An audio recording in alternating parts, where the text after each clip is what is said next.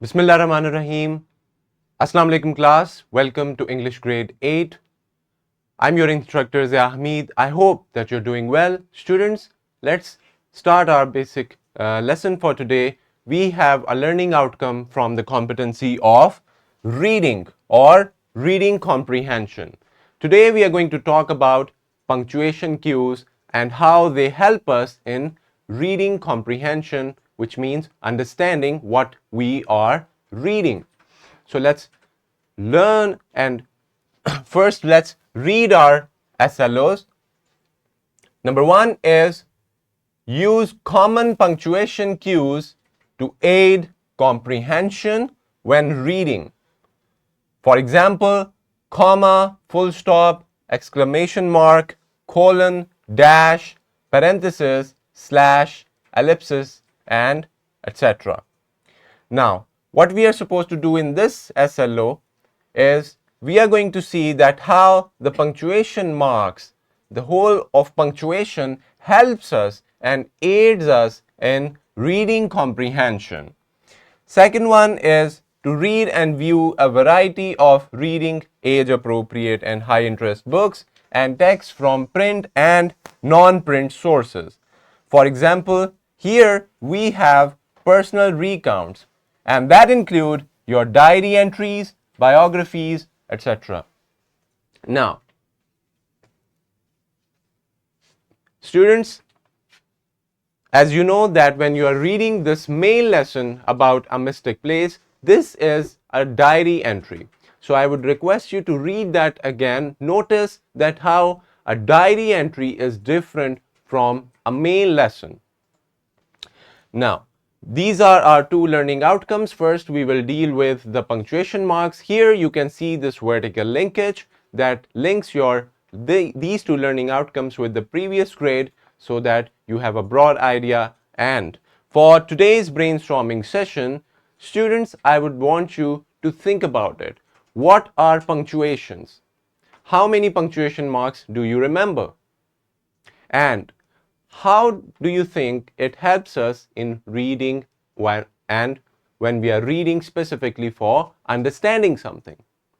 Come up with your answers, talk about it, have a discussion, and we can move forward.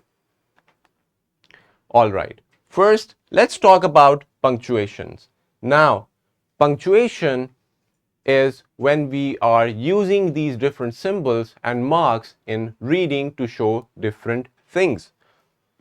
Punctuation marks such as commas, question or exclamation marks, and inverted commas play a crucial role, a very important role in clarifying meaning and guiding the reader.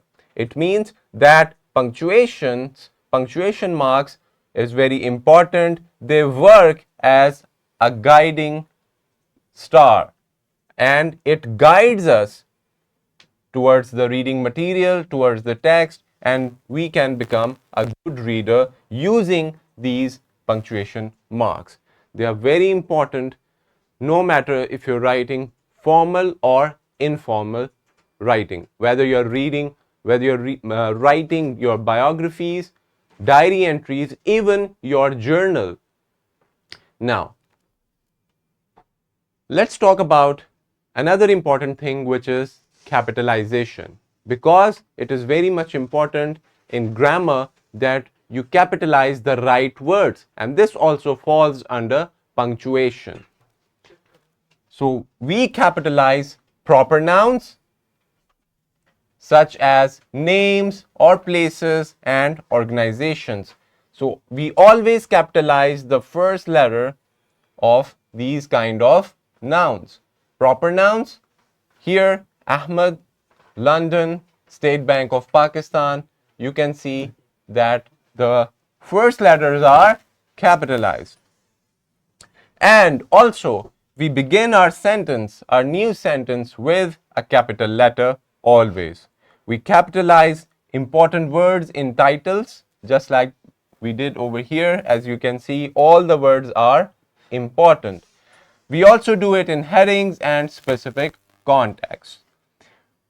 Thirdly, we capitalize the name of the days, months, holidays, nationalities, languages, initials, and acronyms. So all of these things, the first letter should be capital. And that's how we can say that the punctuation is correct, because we taken care of capitalization. Let's talk about all these punctuation marks that we have. The most common one that you always use and understand is full stop. A full stop is used at the end of a sentence to indicate a complete thought or statement.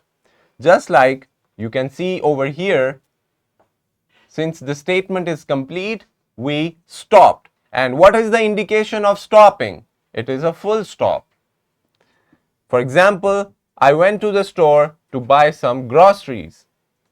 You can figure out and point out the full stop over here. Also, when we are contracting words, when we are doing contractions, you can find full stops all over. For example, with Mr., which is MR for short, so Mr. full stop, doctor, professor, even with etc. Because the full word is etc. When we are contracting it, we write ETC full stop. So that's how these are the functions of a full stop. Let's talk about a comma. A comma is used for break. It separates items in a list, connect independent clauses, or indicate a pause in a sentence. So what are the three functions? A comma separate items. When we are introducing a list of different things, we need to separate them with a comma. We connect independent clauses with dependent or together. That's how we use commas there as well. We indicate a pause in a sentence where it is needed. So memorize all these things about a comma. Let's look at an example. I like to eat apples, bananas, and oranges. Now we have three things in the list, and the first two are separated by a comma. Also here, and then the last one. So this is how you use comma, you separate lists, you do all these functions. Now moving on to exclamation mark. This is used for exclamations when you are expressing strong feelings. Now an exclamation mark is used to show strong emotion, surprise, or emphasis when you are forcing something or doing emphasis on something. Exclamation mark looks like this. An inverted I, you can call it. For example, what a beautiful sunset. Now, the speaker saw the sunset and he or she likes it so much that suddenly he or she says, what a beautiful sunset. What a beautiful pen. Now, here the emotions are bursted out. So we need to put an exclamation mark at the end to show that how the reader is supposed to read it and understand it. And this is also a very important aid in reading comprehension. You have your question mark over here to ask questions, and they are put at the end of a sentence to indicate that this statement is actually a question and it requires an answer. For example, where does the strength of a nation lie? Now, this is a statement which needs to be answered. So that's why we use our question mark. For a colon is a punctuation that is used to divide a sentence. This is used for division. The colon resembles two dots positioned vertically, like this.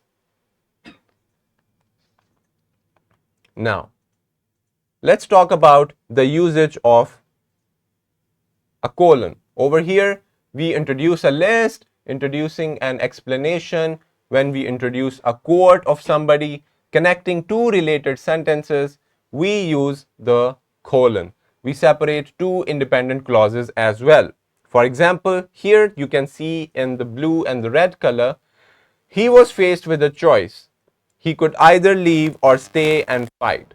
So these two sentences, two parts, they are connected with a colon. Now, students, after learning about these punctuation marks, you are supposed to solve this activity by putting the right punctuation at the right place. Now, here is a vertical linkage that you can watch to learn more about how the punctuation can help you in your reading comprehension. The worksheet is attached for your better understanding. All you have to do is solve all these sentences by putting the punctuation marks and punctuate it.